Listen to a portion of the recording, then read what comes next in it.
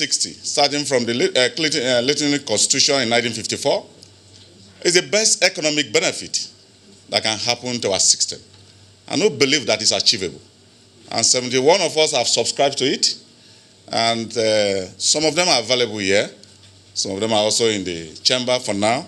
But in subsequent time that we're going to brief you, we believe more is going to join in this process to change Nigeria. Because we want Nigeria where the economic system has to function effectively. Because our children must benefit from what other countries all over the globe are benefiting today. If you see the other paper today, it's number 2 listed, Constitution of the Federal Republic of Nigeria, Alteration Bill 2018, HB 1590. You see the name there, Chinda, which is the chairman of this group. I'm the secretary. And Chinda is not available now. So I will read out some of the economic benefits of why we want to alter the Constitution and change the system of governance in our country.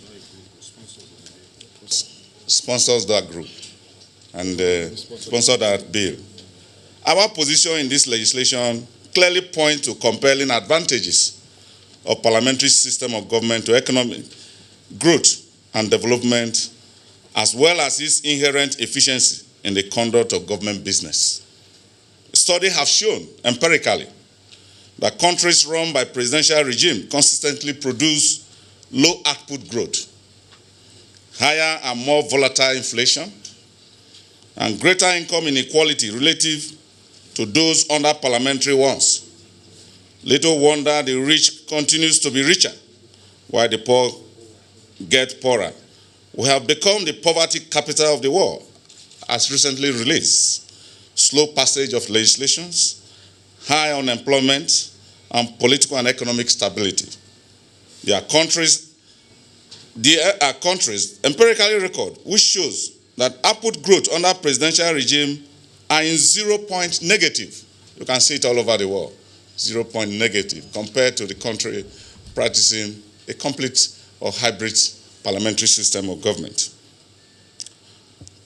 Why outgrowth under parliamentary system clock from 1 point and above positive? It shows Great Britain is an example, France is an example, Pakistan is an example, another country, Australia, is also an example of country with high positive directions. And even when Nigerians were practicing this in 1960, you could see the output and the growth in terms of employment rate that Nigerian witnessed.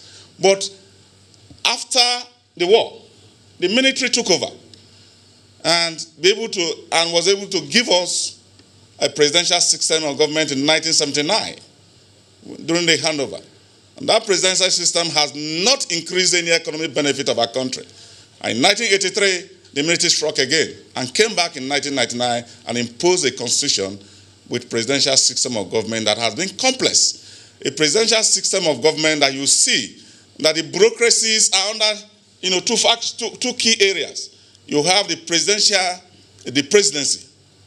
Under the presidency, you see a lot of agencies within the bureaucratic setting, different from the civil service bureaucracy. You could see that that is a high cost in governance. Now, in countries run by presidential system, inflation is on average 6 percentage points higher than those under parliamentary regime. Income inequality under presidential system are worse when compared with the parliamentary or hybrid system of government.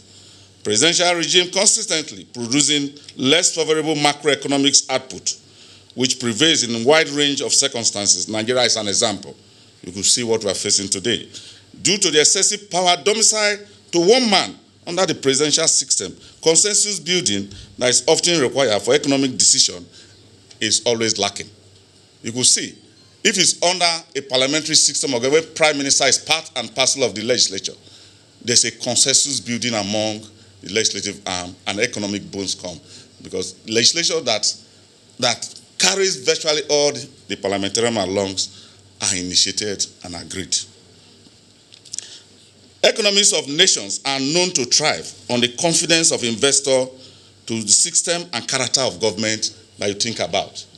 You could see those countries that are practicing parliamentary system of government, the character of government induce a lot of investors to come into the stream and improve the unemployment rate, to increase the employment rate. The level of instability and volatility of presidential system makes it difficult to achieve these economic objectives.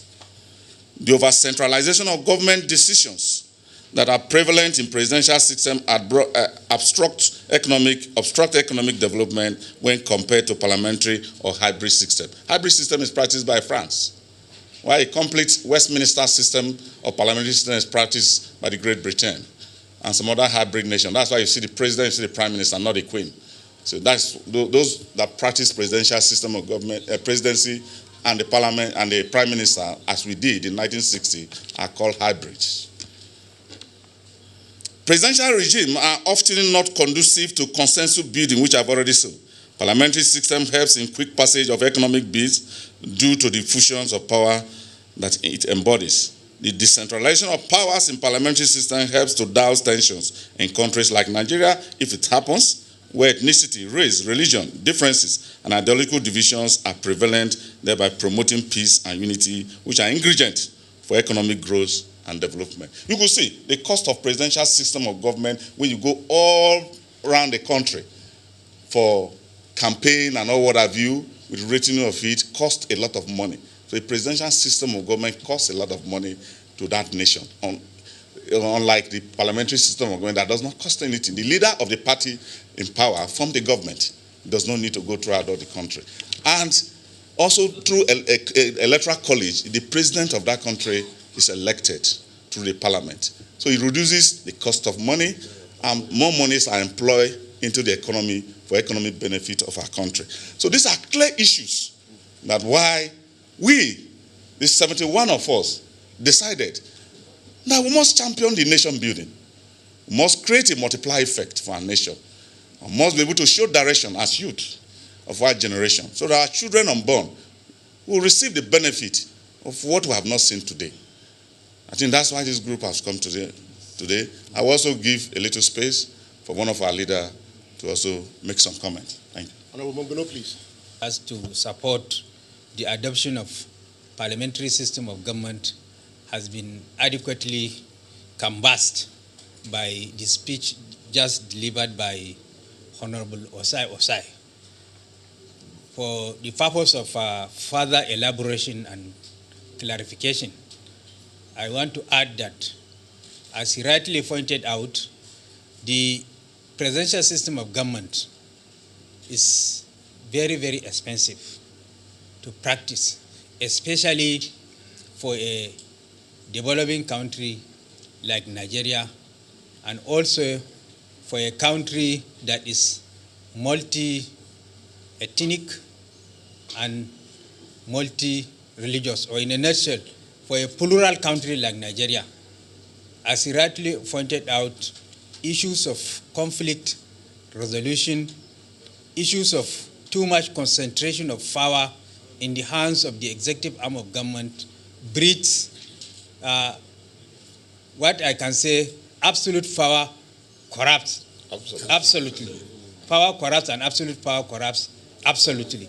So in order to stop such a situation, there is a need for us to have a parliamentary system of government which presupposes fusion of powers, whereby the legislature is also part and parcel of the executive, and then the executive is also part and parcel of the legislature.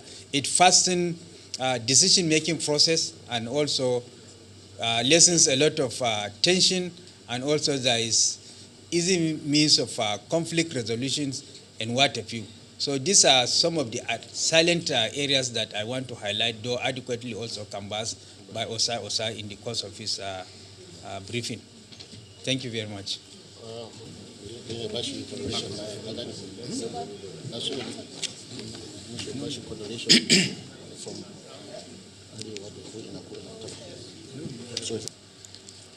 As has been canvassed by Ossai and Honorable Mongono, we need not forget to let you know that in a parliamentary system, power belongs more to the people and the parliament. if you look at what is happening, even in advanced presidential system of government, the presidency operates sometimes through executive fiat and order, which goes contrary to the norms of all known democratic principles of government of the people, by the people and for the people. Look at the presidency. Look at the office of the presidency in a presidential system. Look at the avalanche of political appointees vis-a-vis the cost of maintenance of such structure. Compare that with that of the parliamentary system, where the parliament decides on who the president will be. And if you look at the parliamentary system, you find out that as representatives of the people, which the parliament represents, anybody that emanates from the electoral college to become president owes it to the representatives of the people to be accountable. And if you look at what is happening, the first speaker, Honorable Ossai, Nicolas Ossai, gave you an insightful example of what is happening in France, Australia, and Canada. Look at their economy. Look at the GDP growth. And look at what is happening in most presidential systems of government. Look at even the Brexit example. Look at the role of the parliament in the Brexit example. Look at what is happening today. Look at the challenge that the prime minister is facing today in Britain, vis-a-vis if we are in a presidential system of government. One need not canvass more, but there must be an end to a system that has refused to benefit and be beneficial to the people. And in such circumstance, what do? You change. And the change we are talking of is going out of the presidential system to parliamentary system of government through the alteration of the constitution. Because you know, in a democracy that is run through the constitutional ground norm, such alterations are done through the parliament, and that's why we are here. Thank you, and God bless you. Amendment a bill. If the Attorney General was in the parliamentary system, the Attorney General would have been a member of parliament, which means we would have all worked together, the Prime Minister, the Attorney General, and all, and we would have passed that bill speedily. This is just an example. Then again, to talk about the economics, like my colleague already mentioned. We would have less than half of the MDAs that we have today. The man should not go to sacking people or any other thing. Because if the economy is productive, you don't need to work in government to have a job. That will be prosperity for everyone. So that's just the least I want to add. Thank you. No, wait. Rest. I must say that I want to say that if you can cast our mind back to where Nigeria started from, it was the intention of the people that gave us independence that we should run a parliamentary system. That is where we started from. It was the military incursion that sort of veered us from this system and and foisted the presidential system on us. Now we have tried the presidential system over the years and over the decades, and we have seen that it has not really given the desired result. The issue is when we now talk about, I think even for agitators of restructuring, the thing you should first of all look at is what do we even need to restructure? We have faced and we have depended so much and looked at the Nigeria as an entity. We didn't look at the system and process. This is actually the first thing we should think about before we start talking about the delineation of our geography. Should we revert back to what was intended for us as a nation at independence and go back to our parliamentary system? What will we achieve? Harmony between the hitherto seriously divided legislative and executive arm of government. We have a fusion of government. We have something that is one unilateral methodology of administering dividends of democracy to the people. You have, once we focus on our representation and we get people represented, then what the representatives do to move the nation forward, the trust they owed is still carried forth. So this is the way forward. We believe this is what is going to solve a lot of problems, and we don't have these resources. This is going to save a lot of cost in this nation, and it's going to deliver the dividends of governance to the people, and this is the major driving force. Thank you. Yeah. For the younger generation, we need to make it abundantly clear. We have read a lot about the parliamentary system, and we've not had anything wrong with the parliamentary system. And some of us, there's the fear of the future. Our own generation, if we don't put a solid foundation today, we don't know what we are going to face, God willing, in the next 10, 15 years from now. And at the end of the day, we are the ones that will pay a heavy price for not doing the needful at this time of our lives. So based on that, we supported this wholeheartedly. And before me is a list of 71 of us who are co-sponsors, who all of us believe in the parliamentary system of government. Like the chairman, Honorable Chinda, who will have been here himself, unfortunately, his flight is delayed. He will have taken the lead in this briefing. But I've just spoken to him. I think we will fix another date, hopefully before the second reading, so that we can have question and answer. Like you all know, the legislative process is after you put in the bill, there's the gazetting, and it has the first reading today. And hopefully, in the next couple of weeks, we will have the second reading, whereby the debate will be on the floor. And since this is a constitutional amendment, we expect it to go to the Constitutional Amendment Review Committee. So for now, we call it a day. Thank you very much, ladies and gentlemen. No questions.